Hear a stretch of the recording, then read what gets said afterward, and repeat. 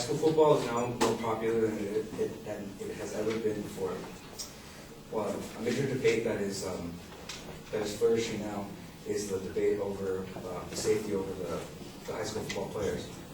One of the largest risks involved is concussions.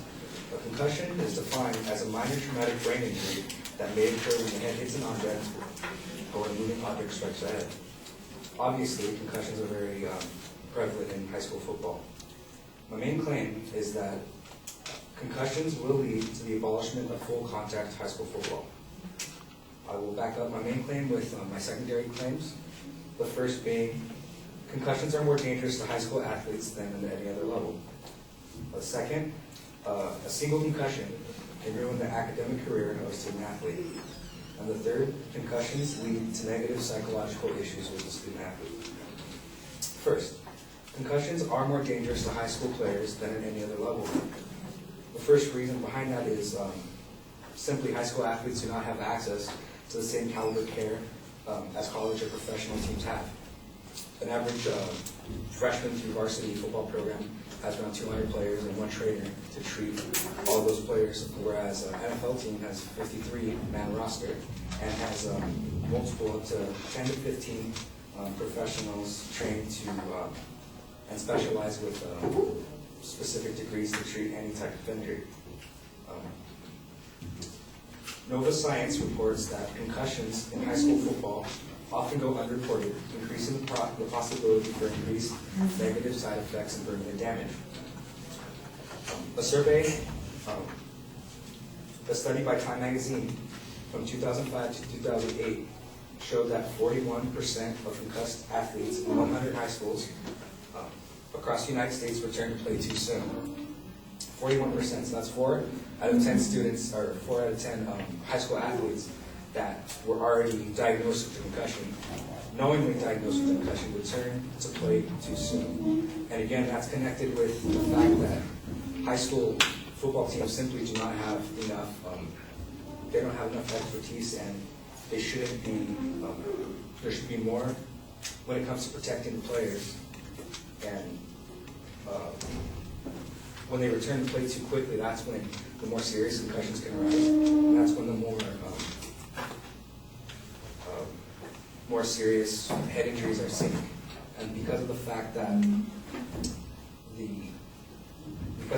high school athletes do not have the same care as college or professional teams do, that's why they shouldn't be playing. That's why it is not safe enough for the high school students to be playing football. Secondly, a single concussion can ruin the academic career of a student athlete. The Medical Center of State University of New York stated that one concussion can have a permanent impact affecting memory as well as the ability to focus. WebMD states that minor concussions, even minor concussions, have thought fuzziness and headaches associated. So it only takes one. It only takes one concussion to truly affect how a student can learn and and even affect basic skills such as reading and writing and listening. Now this is magnified when it comes to a high school football player because at the age of a teenager, the human brain is not fully developed.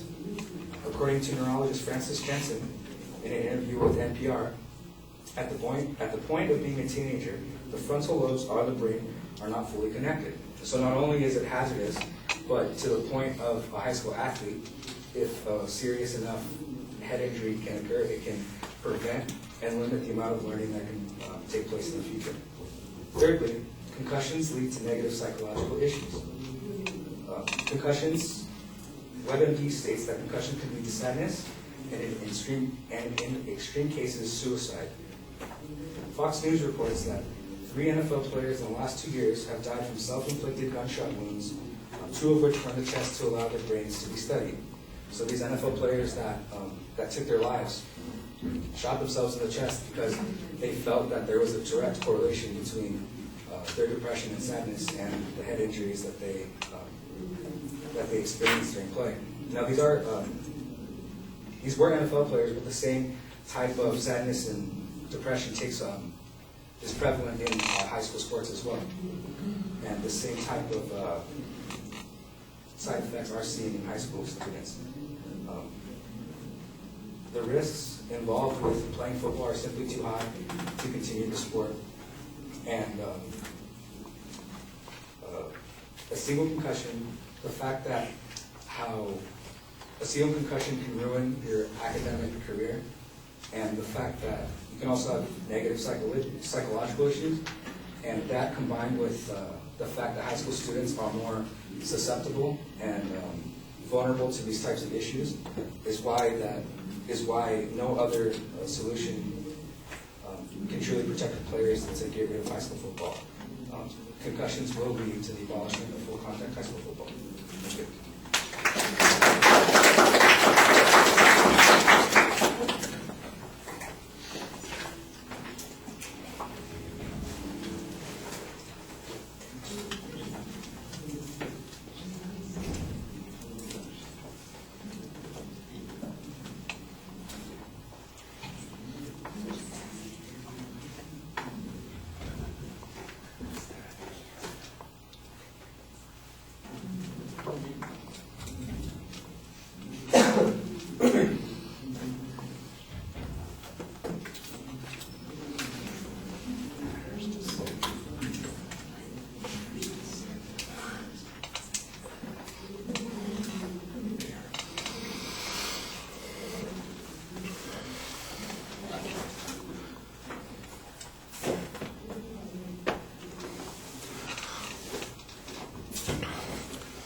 All right. I tell you what, I think you've got an argument here about the dangers of concussions among high school students.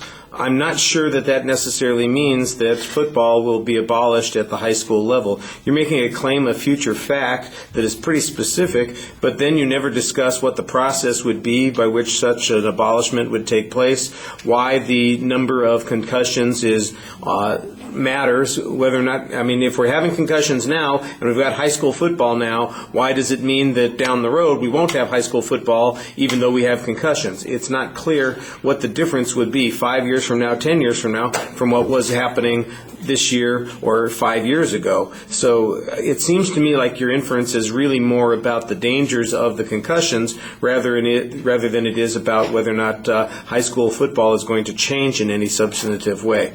On those points, you had a good set of secondary claims. They're pretty straightforward. I'm not sure how controversial some of those points are. I don't think anybody disputes that a concussion is a bad thing. The problem is that it's not clear how big a bad thing it is and whether or not people can recover from it adequately in order to continue to function in school and to have successful lives. The only examples that you have of people whose lives were completely messed up are 3 NFL players, and that's substantially different than the high school students that you're talking about. You assert that they have the same levels of depression, but that's your assertion, and we don't have any data to support that. The likelihood that in addition to high school football playing and getting concussions in high school, that those professionals would have also played in college, and like you said, they played professional football, where I would think that the risk of concussions might be even greater. Those people, I could see, would perhaps run into problems with the stronger risk of concussions. What you need to show is that there's no way to cut down the number of concussions, or that I like the idea that you've got here that we're not adequately prepared at the high school level to handle concussions, but most of what you've got here are hypothetical examples about a trainer who's trying to cover 200 students, and that's just, like I said, it's just a hypothetical example that you've got there that you're dealing with on that particular point. I think you do a nice job speaking to the audience, but the inferences, I think, go far beyond the evidence that you're presenting. All right, thank you.